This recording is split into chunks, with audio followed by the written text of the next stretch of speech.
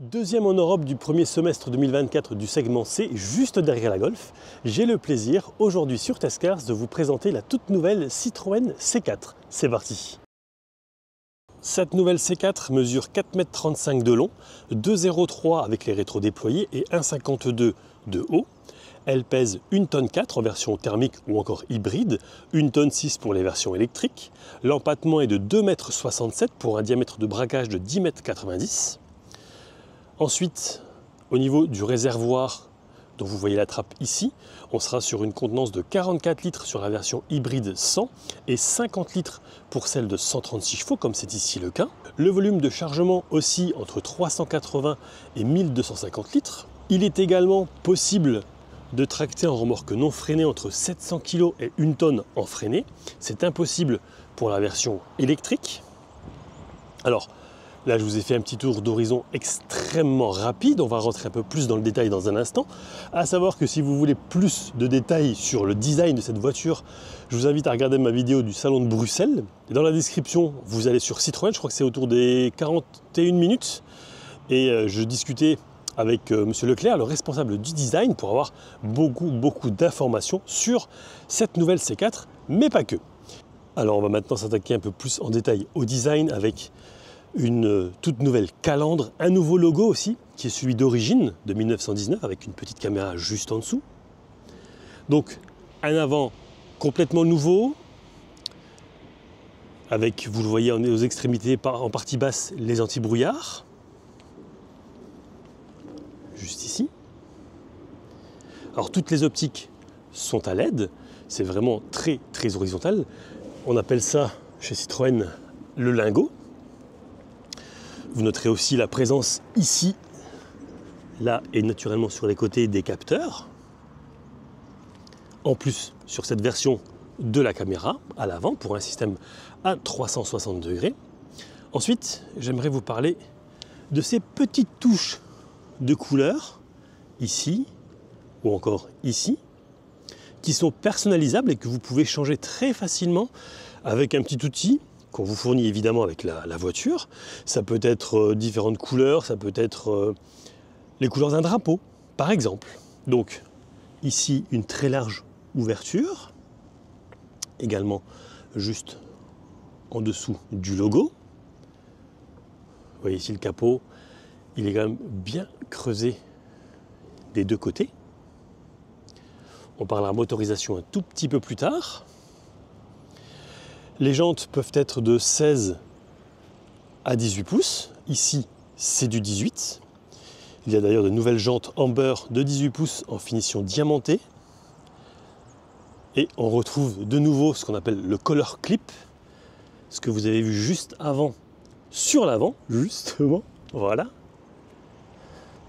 Vitrage arrière est surteinté. Il n'y a pas de toit ouvrant, ni de toit panneau.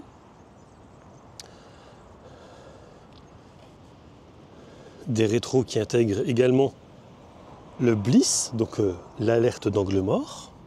C'est assez discret, c'est juste ici.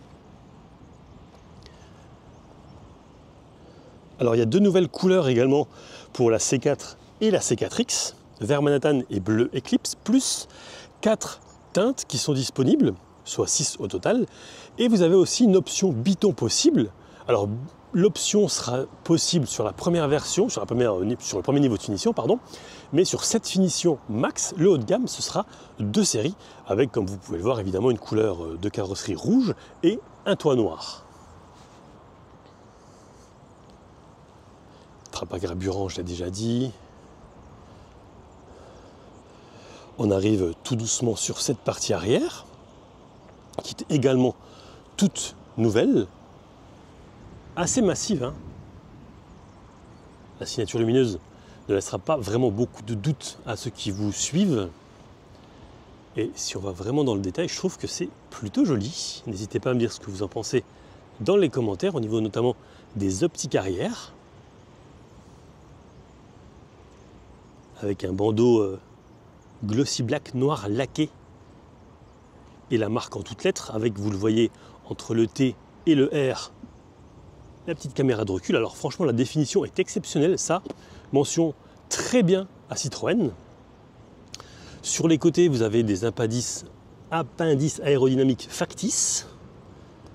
Et puis, double sortie d'échappement. Bon, c'est peut-être un petit peu trop pour une version micro-hybride de 136 chevaux, mais elle est là quand même. Allez, maintenant je vous propose qu'on passe aux motorisations. Alors sur C4, vous avez le choix entre 3 motorisations différentes. Le 1,2 litre PureTech 130 couplé à une boîte automatique à 8 rapports qui sera dispo mais pas sur tous les marchés. Une version électrique de 136 ou 156 chevaux avec des autonomies allant de 360 à 420 km. La batterie pour la version 136 est de 50 kWh d'une puissance de 100 kW. Pour la version 156, ce sera 54 kWh pour une puissance de 115 kW. Concrètement, on est sur une recharge en environ 30 minutes jusqu'à 80% dans le meilleur des cas. Comptez 7h30 sur une wallbox à 7,4 kW. Le chargeur embarqué étant de 11 kW avec le câble de recharge mode 3 livré avec le véhicule. Il y a également la possibilité d'avoir une pompe à chaleur en option à 450 €. Dans le cas où vous optez pour une version électrique, sachez que la batterie est garantie 8 ans ou 160 000 km et la vitesse max est de 150 km/h. Mais nous, ce qui nous intéresse ici, c'est cette version micro-hybride 1,2 litre, 100 chevaux et 205 Nm de couple, ou 136 chevaux, et c'est celle-ci que vous voyez devant vous, et 230 Nm de couple, tous deux donc couplés à une batterie de 48 volts avec une boîte automatique à 6 rapports. La vitesse max est de 200 km/h, comptée entre 106 et 108 grammes de CO2 au kilomètre.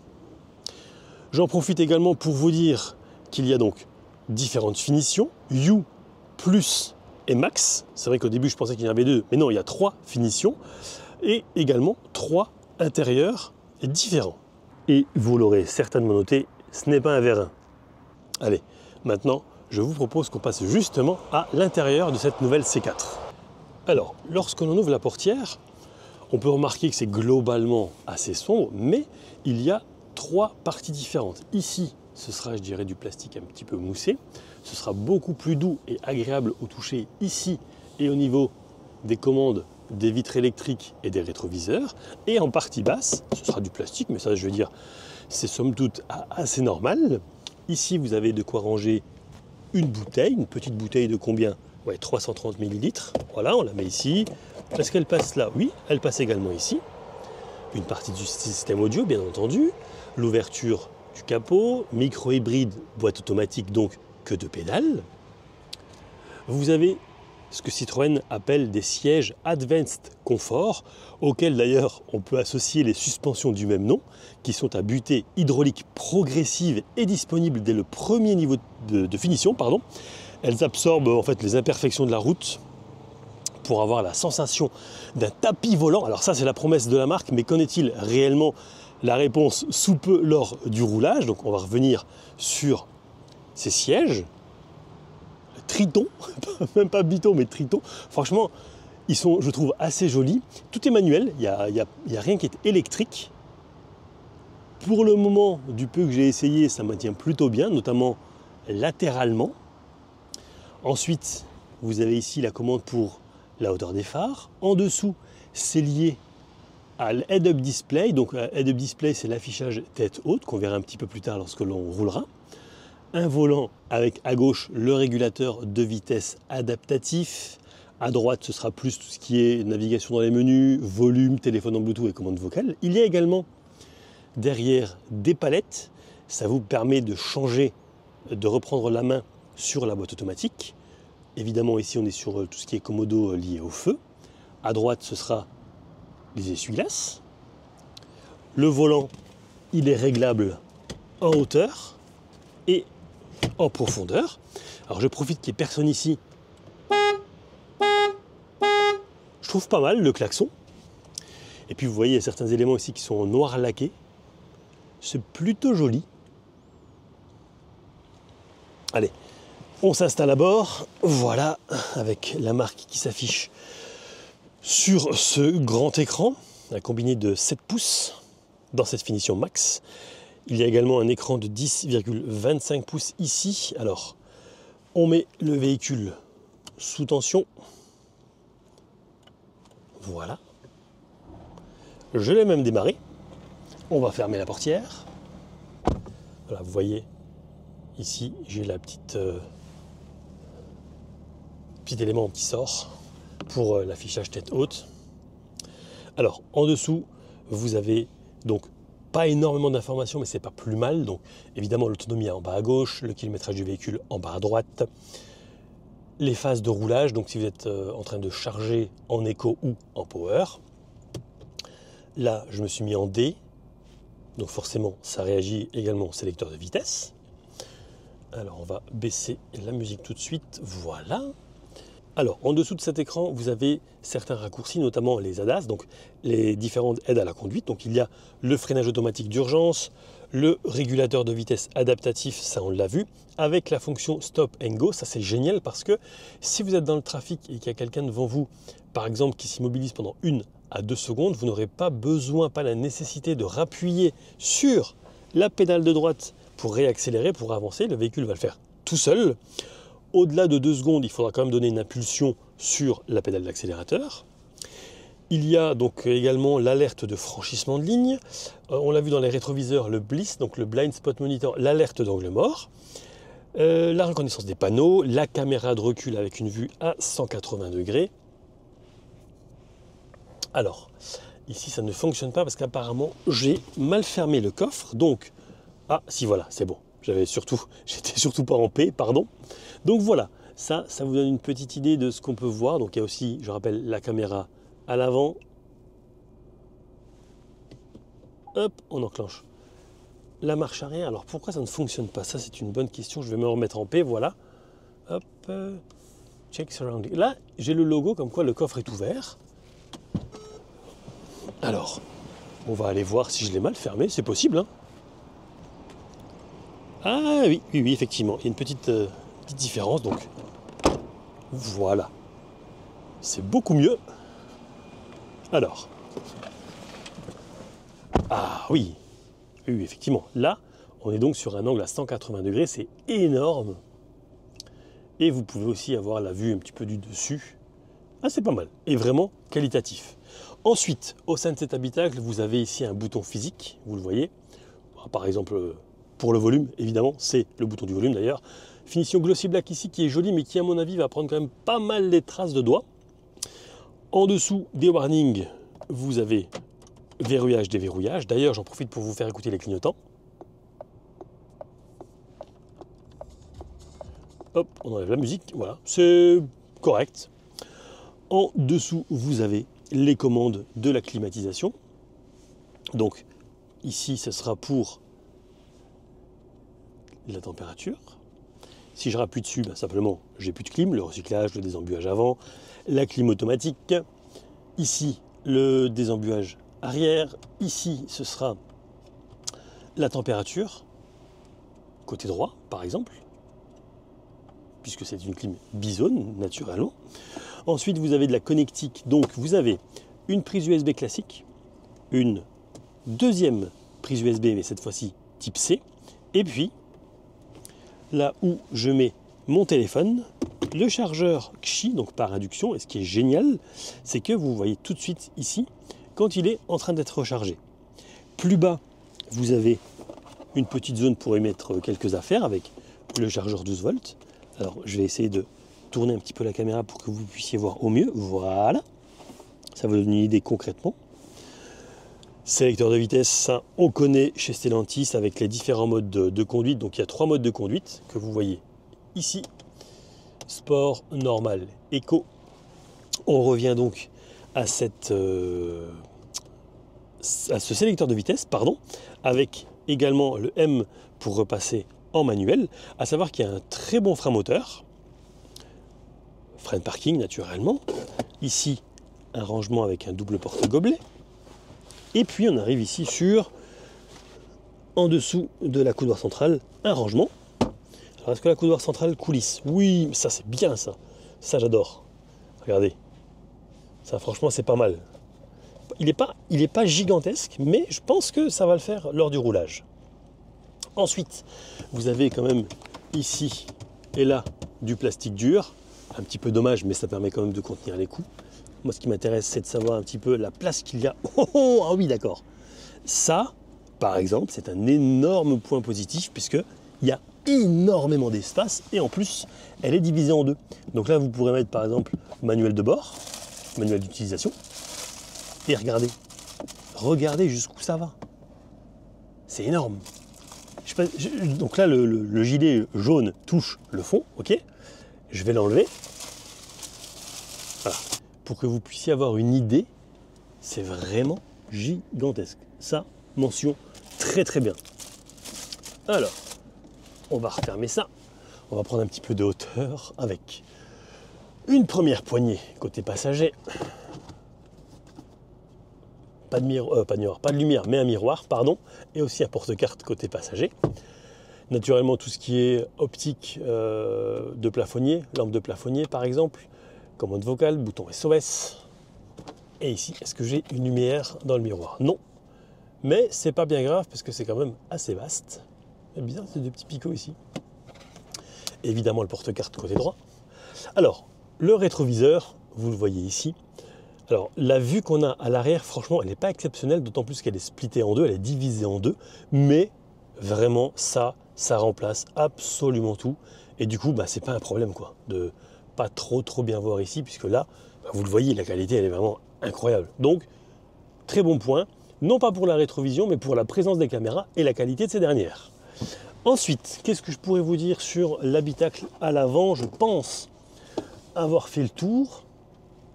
Je suis en train de vérifier si je n'ai rien oublié. Alors, il n'y a pas de toit ouvrant, il n'y a pas de toit panneau.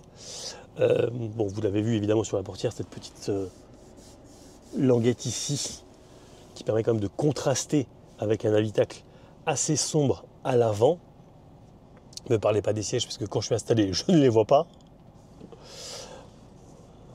Voilà, donc voilà pour la partie avant. Et maintenant, on va passer justement à l'arrière. Alors évidemment, sans modifier ma position de conduite, vous savez comment je fonctionne, hein. Alors voilà, je vous montre un petit peu l'habitacle à l'arrière, avec naturellement la compatibilité Isofix des sièges. Des appuis-têtes extrêmement moelleux.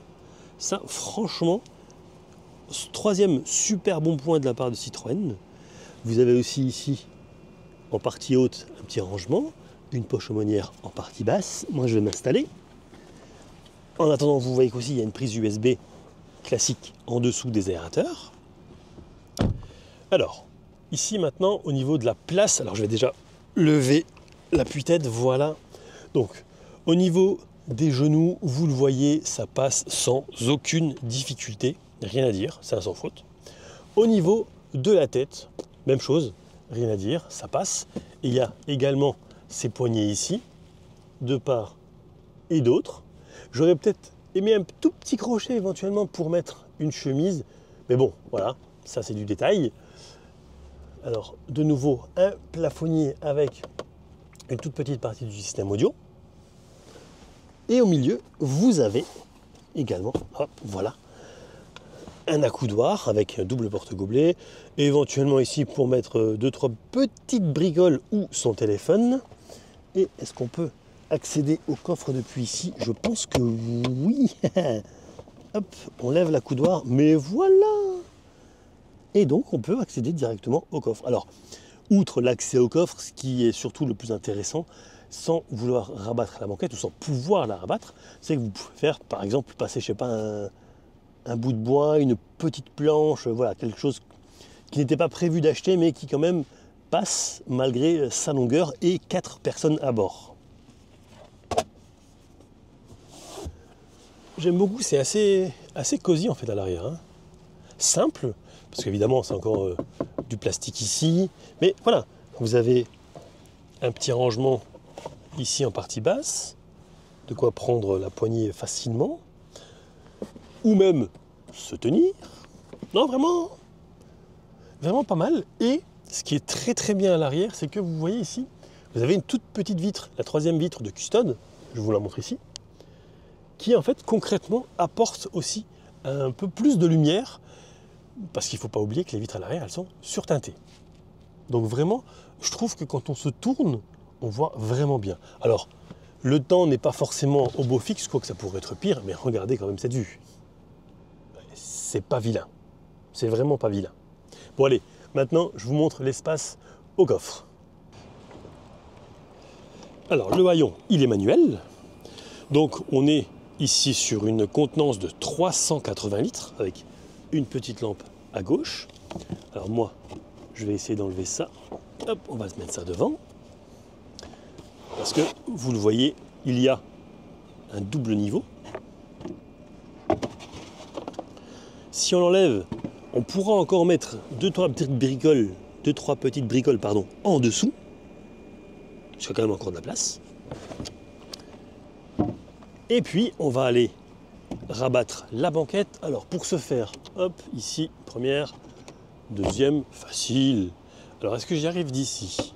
Oui, par contre, je vais préalablement descendre, voilà, l'appui-tête à l'arrière. Alors, au centre, je vais essayer aussi avec une main. Ah, c'est facile, ça c'est bien. Allez, hop, voilà, on fait passer ça de l'autre côté, ça par terre. Alors ensuite, même chose évidemment de l'autre côté, voilà. Ah, je vais quand même devoir passer par ici. Voilà. Donc là, j'en profite pour vous faire aussi une petite vue d'ici. Alors c'est pas complètement plat, hein. D'ailleurs à l'arrière, vous avez vu, évidemment, il y a un tunnel de transmission, c'est tout à fait normal, ce n'est pas une version 100% électrique. Et donc ici, on est sur un volume de chargement maximal de 1200 ou 1300. Maintenant, j'ai un petit doute. Il faudrait que je regarde. Mais enfin, concrètement, ici, vous avez une vue sans la banquette à l'arrière. Et on est à 1250 litres pour être très précis dans cette configuration. Voilà, ça vous donne une petite idée plus concrète. Et d'ailleurs, je vais quand même enlever ça. Alors, est-ce qu'on enlève facilement cette... Mais oui, très facilement. Alors évidemment, en filmant, non. Voilà. Voilà, comme ça, vous avez une vue. Je vais même enlever l'écharpe pour que ça soit un peu plus propre. Voilà. Donc ici, vous avez 1250 litres de volume de chargement avec, vous noterez aussi ici, des crochets de part et d'autre, mais également ici, pour éventuellement arrimer certaines choses. Alors maintenant, en remettant le siège, est-ce que la ceinture se coince? Oui, donc ça c'est pas bon, ça on n'aime pas du tout. Oui, certains me diront que c'est un détail, ils n'auront pas forcément tort. Mais là par exemple, vous voyez, ça passe sans problème, la ceinture n'est pas passée à l'arrière. Donc, on est sur un 50-50. Je ne pouvais pas ne pas vous parler de la C4X, bien entendu, que vous voyez juste derrière moi. Alors, qu'est-ce qui change par rapport à la C4? Eh bien, c'est son look, vous le voyez. Elle mesure 4,58 m de long, mais surtout, c'est une silhouette fastback avec un grand coffre qu'on va voir tout de suite. Voilà. Ici, on est entre 510 et 1350 litres une fois que la banquette arrière est rabattue. Et pour le reste, tout est strictement identique. Tableau de bord, motorisation. Alors oui, il y a une petite différence de prix. Mais voilà la principale différence. Le look et le volume du coffre. Voilà pour la présentation de cette nouvelle C4 et il est maintenant grand temps d'aller l'essayer sur les routes de Barcelone. Let's go! On se retrouve maintenant donc pour la partie conduite dans un cadre qui vous conviendrait n'est pas vilain. Alors ici, ce qui est bien, c'est que c'est assez vallonné, ça tourne pas mal, donc la motorisation micro-hybride prend vraiment tout son sens. C'est dans ce genre d'endroit vraiment où elle sera le plus efficiente. Pourquoi? Eh bien c'est très simple. Parce que déjà, on ne peut pas rouler vite. Ensuite, à chaque levée de pied de l'accélérateur, on va récupérer un petit peu d'énergie qui sera ensuite redistribuée, réinjectée lors de l'accélération ou lors d'une accélération. Et vraiment, le frein moteur, j'insiste, mais il est d'une efficacité qui est assez incroyable. La direction est légère, c'est vraiment super agréable d'évoluer ici. On n'a même pas envie d'aller vite, ça sert. Oui, déjà c'est inutile, mais vraiment, on n'a pas envie de la brusquer. On ne sent pas non plus le poids du véhicule qui reste assez contenu, hein. Ça c'est vraiment très bien aussi pour la consommation. Alors, 46 km/h, je suis en légère descente, je n'appuie pas sur le frein, je suis déjà à 34, 31, voilà. C'est un truc de fou à quel point elle récupère bien de l'énergie. Au niveau de la vision en conduite, ben c'est pareil, je vous l'ai dit, la vision arrière elle n'est pas terrible. Les rétroviseurs, eux, permettent quand même de bien voir ce qu'il se passe à l'arrière. Alors ici, je vais tenter une accélération en légère montée. On est à 40 km/h, gaz en grand. 54, 63, 71, 80, ouais, 84. Oui, ça va, ça répond plutôt bien, je trouve. Après, encore une fois, c'est une voiture qui n'est pas faite du tout pour aller vite, hein, attention. Hein. C'est vraiment, je veux dire, une familiale avec de la place, mais qui n'est pas faite pour aller vite. C'est pas du tout sa philosophie. Et je dirais même plus que si vous voulez un peu plus de pêche, malgré l'embonpoint, eh bien, je vous recommanderais plus facilement la version électrique. Tout ce qui est navigation, bon, c'est quelque chose de connu hein, au sein du groupe. Ça me rappelle un petit peu les Peugeot, les dernières Peugeot que j'ai pu essayer, c'était avec exactement le même système de navigation, même affichage, enfin identique, strictement identique. Alors hop, ici gaz en grand, 60, 72, 80, 92, 97, 101, 105 et je freine. Ah ben ça freine très très bien. À tel point que le sac de matériel il est parti par terre. Hop là, voilà. On le remet à sa place. On va descendre un rapport. Encore un. Non, on peut pas. 80 en troisième. Allez, on en monte un. Voilà. Les sièges, après plusieurs dizaines de kilomètres désormais parcourus à son bord, bah, impeccable. Ça bouge pas non plus. On est bien maintenu, je trouve. Et là, regardez, là, je vais me mettre alors. Ici, c'est 60, donc je vais me mettre... Voilà. Là, je suis actuellement à 60 km/h. Légère descente. Je relâche l'accélérateur à l'instant. Donc le véhicule est en train de charger. En appuyant sur cette commande ici à droite, le commodo qui est ici, vous aurez accès notamment à la consommation instantanée, vitesse moyenne et le kilométrage que vous avez parcouru depuis que vous avez démarré le véhicule. Au niveau de la sonorisation, je dirais que c'est correct, voire correct plus, parce que là j'ai pas de musique, un léger filet de climatisation et c'est plutôt correct. Alors maintenant, je vais mettre le régulateur de vitesse. Pour ce faire, j'appuie une fois sur le bouton Assist du côté gauche du volant. Voilà. Ensuite, pour paramétrer ma vitesse qui est de 90 km/h alors que je suis à 85, je vais aller simplement vers le haut ici. Voilà. Alors 90. Je relâche l'accélérateur et le véhicule va grimper tout seul à 90 km/h.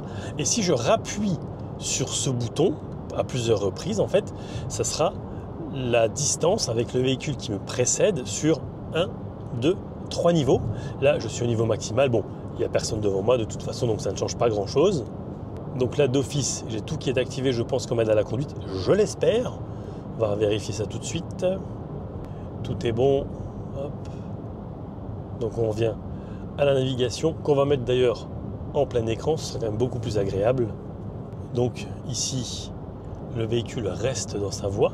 Moi, ce qui m'intéresse de savoir aussi, c'est si à un moment ou pas, il va détecter que je n'ai plus les mains sur le volant. Donc là, il a déjà remis la voiture dans sa trajectoire normale, parce que sinon, voilà, ça va à droite.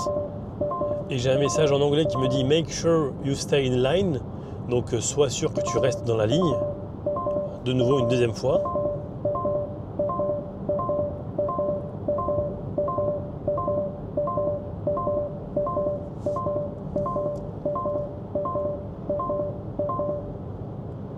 Le message s'en va, mais j'ai rien d'autre. Donc je m'apprête quand même à reprendre la main, mais non, non. Troisième avertissement.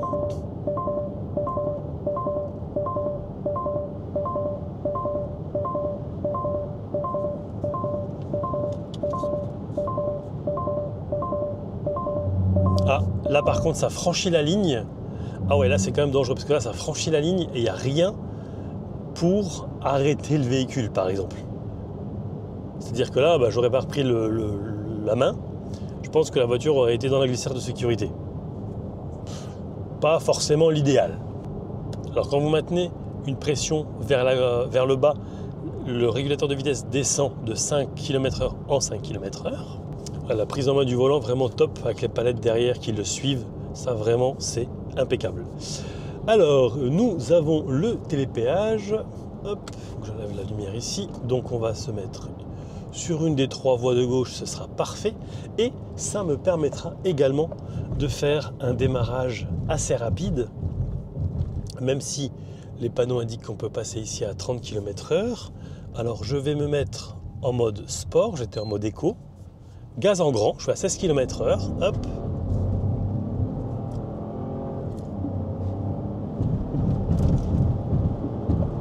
Et 101 km/h, voilà.